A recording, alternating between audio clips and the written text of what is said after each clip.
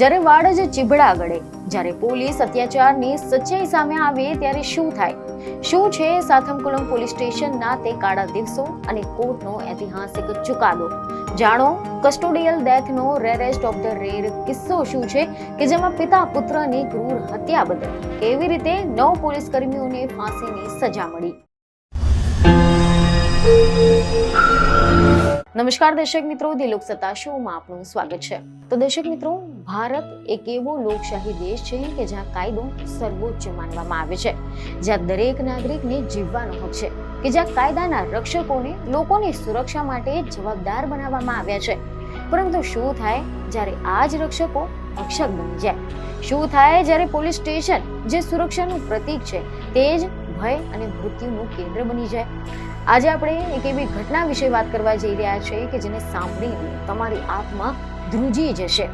એક એવી ઘટના કે જેને ભારતીય ન્યાયતંત્રના ઇતિહાસમાં એક એવો નવો અધ્યાય લખ્યો છે. અને ખાખી વર્દી પહેરેલા રક્ષકો માટે જ્યારે ભક્ષક બને ત્યારે કાયદો કેવી રીતે પ્રહાર કરે છે તેનું જ્વલંત ઉદાહરણ પૂરું પાડ્યું છે. આ એક એવી ઘટના છે કે જે માત્ર તમિલનાડુને જ નહીં પરંતુ સમગ્ર દેશને હચમચાવી ગઈ હતી. એક એવી ઘટના કે જેને લોકોના મનમાં ગુસ્સો, ડર અને ન્યાય માટેની ચીસોને જન્મ આપ્યો હતો. એક એવો કેસ કે જેને અદાલતે રેરેસ્ટ ઓફ ધ રેર ગણાવીને કડકતમ સજા ફટકારી. અને આ છે સાથનમકુલમ કસ્ટોડિયલ ડેથની કેસની કહાની. આ મામલો માત્ર 2 વ્યક્તિઓના મૃત્યુનો નથી, પરંતુ તે માનવીયના ગરિમાના હનનનો, સત્તાના દુરુપયોગનો અને એક આખા પરિવારના નિકંદનનો મામલો છે. વર્ષ 2020નો એ સમયને આપણે યાદ કરીએ કે જ્યારે આખું વિશ્વ કોરોનાની મહામારીની સામે ઝઝૂમી રહ્યું હતું. લોકડાઉનના કડક નિયમો હતા, લોકોના મનમાં ડર હતો. સમગ્ર વિશ્વ કોરોના મહામારીની સાથે સંઘર્ષ કરી રહ્યું હતું. ભારત પણ લોકડાઉન હેઠળ હતું. લોકો પોતાના ઘરમાં બંધ હતા, રોજગાર ઠપ થઈ ગયા હતા અને બધાની વચ્ચે તમિલનાડુના થુથુકુડી જિલ્લાના એક નાના શહેર સાથનમકુલમમાં બનેલી એક ઘટનાએ દેશના ઇતિહાસમાં કાળા અક્ષરે લખાઈ ગઈ હતી.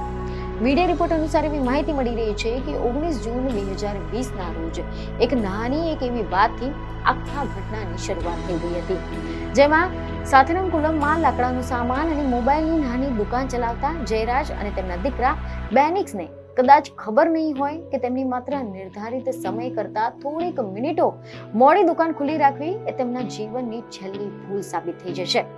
કહેવાય છે કે તેઓએ લોકડાઉન દરમિયાન દુકાન થોડીક વધારે સમય માટે ખુલ્લી રાખી હતી, જેના માટે પોલીસે તેમની અટકાયત કરી.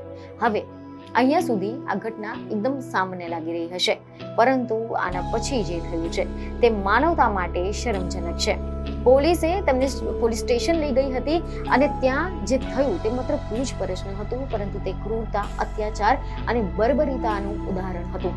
જે પોલીસ સ્ટેશન લોકોની સુરક્ષા માટે હોય છે તે રાત્રે આ પિતા પુત્ર માટે નરક સમાન બની ગયું હતું. કેટલાક મીડિયામાંથી એવા અહેવાલો સામે આવી રહ્યા છે. આરોપો મુજબ અહીંયા 9 પોલીસ કર્મીઓએ માનવતાની તમામ હદો વટાવી દીધી હતી. પિતા અને પુત્ર પર એટલી હદે શારીરિક અત્યાચાર ગુજારવામાં આવ્યો કે સાંભળનારના પણ રૂંવાટા ઊભા થઈ જાય.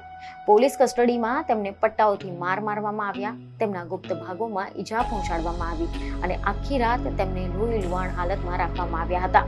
અને બીજા દિવસે તેમને મેજિસ્ટ્રેટ સમક્ષ રજૂ કરવામાં આવ્યા. ત્યારે તેમને પણ તેમની હાલત ગંભીર હતી, તેમ છતાં પણ તેમને જેલમાં ધકેલી દેવાયા.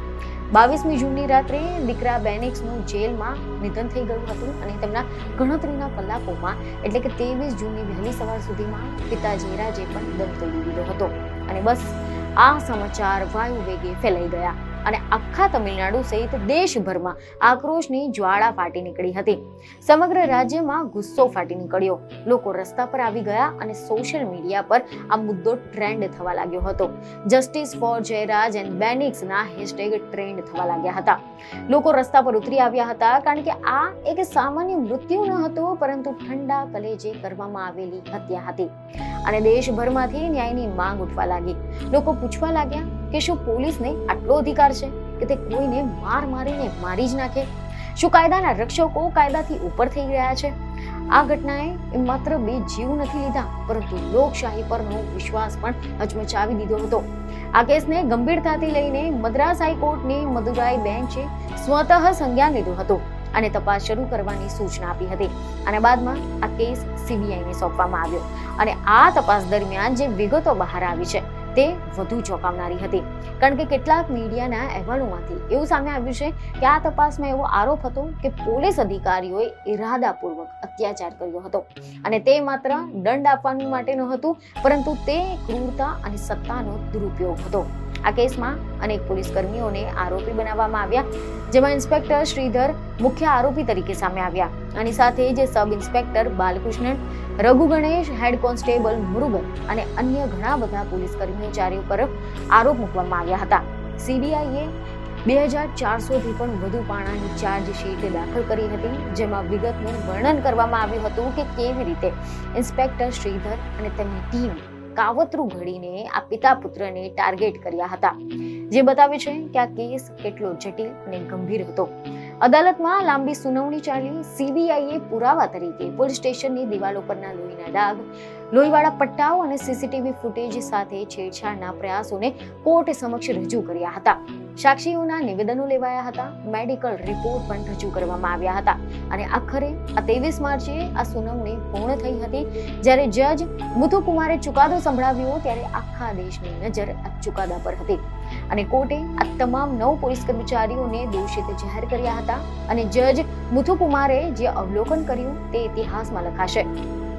કારણ કે એવા અહેવાલો સામે આવી રહ્યા છે કે અહીંયા જજે સ્પષ્ટપણે કહ્યું છે કે જે લોકોની ફરજ રક્ષણ કરવાની છે, જો તેઓ જ આ રીતે નિશસ્ત્ર લોકો પર હુમલો કરે તો પછી તેને રેરેસ્ટ ઓફ ધ રેર કિસ્સો ગણાવવો જોઈએ.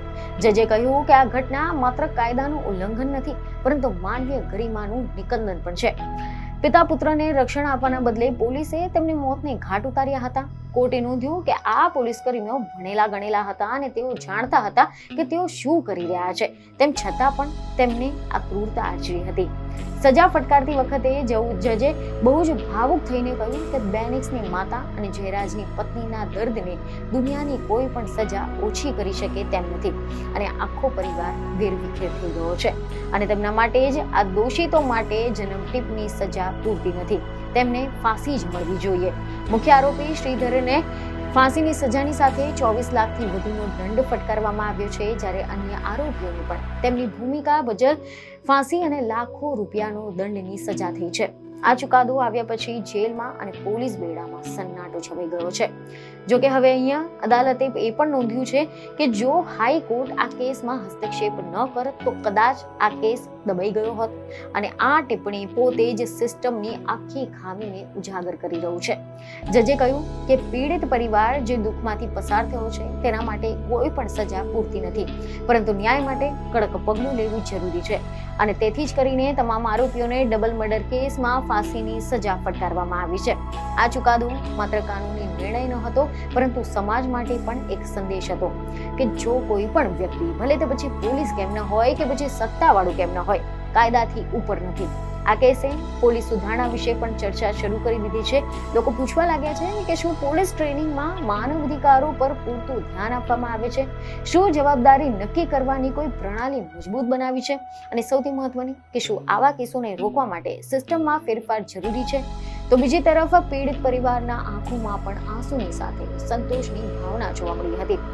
બેનિક્સની બહેને મીડિયા સામે આવીને કહ્યું કે આજે 6 વર્ષ પછી તેમને ન્યાય મળ્યો છે.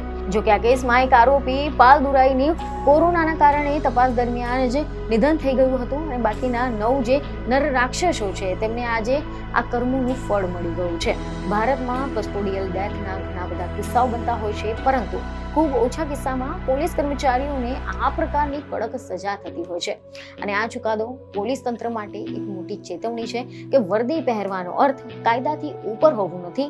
પોલીસનું કામ કાયદો અને વ્યવસ્થા જાળવવાનું છે, નિર્દોષોના લોહી વેવડાવવાનું નથી. ગ્લોબલ વોર્મિંગ અને ક્લાઇમેટ ચેન્જની જેમ સમાજમાં પણ આ પ્રકારના વધી રહેલી આ હિંસા અને અમાનવીયતા પર પણ એક મોટો ખતરો બની રહ્યો છે. જો આજે આ ચુકાદો ન આવ્યો હોત તો કદાચ લોકોનો ન્યાયતંત્ર પરથી વિશ્વાસ ઉઠી ગયો હોત, પરંતુ જજે પણ આશા વ્યક્ત કરી છે કે ભવિષ્યમાં કોઈ પણ પોલીસ સ્ટેશન આવું કતલખાનું નહીં બને અને કોઈ પણ પિતા પુત્ર કે સામાન્ય નાગરિકને આવી યાતનાઓ સહન ન કરવી પડે. આ ઐતિહાસિક ચુકાદાએ સાબિત કરી દીધું છે કે ભલે ન્યાય મળવામાં થોડોક વિલંબ થાય છે, પરંતુ અંતે સત્યનો વિજય થાય છે. અને સાથનકુલમની ગલીઓથી લઈને દિલ્હી સુધી આ કેસની ચર્ચા ચાલી રહી છે, કારણ કે આ કેસે માનવ અધિકારોની રક્ષા માટે એક મજબૂત પાયો નાખ્યો છે.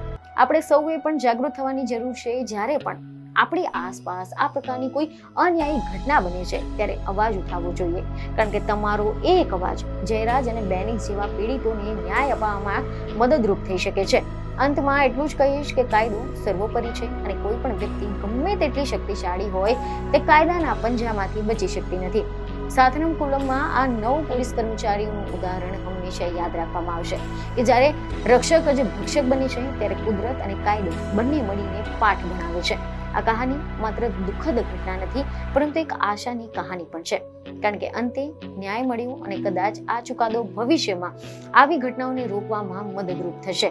આ ઘટના આપણા સ્મરણમાં રહેવી જોઈએ, એક ચેતવણી તરીકે, એક સંઘર્ષ તરીકે અને એક ન્યાયની જીત તરીકે. તો હવે આ કેસ વિશે તમારા શું વિચારો છે અને તમને શું લાગે છે કે આ સજા પૂરતી છે? તેમને કોમેન્ટમાં જરૂરથી જણાવો. અને આવી જ સત્ય અને મહત્વની વાતો સાથે ફરી મળીશું. આભાર.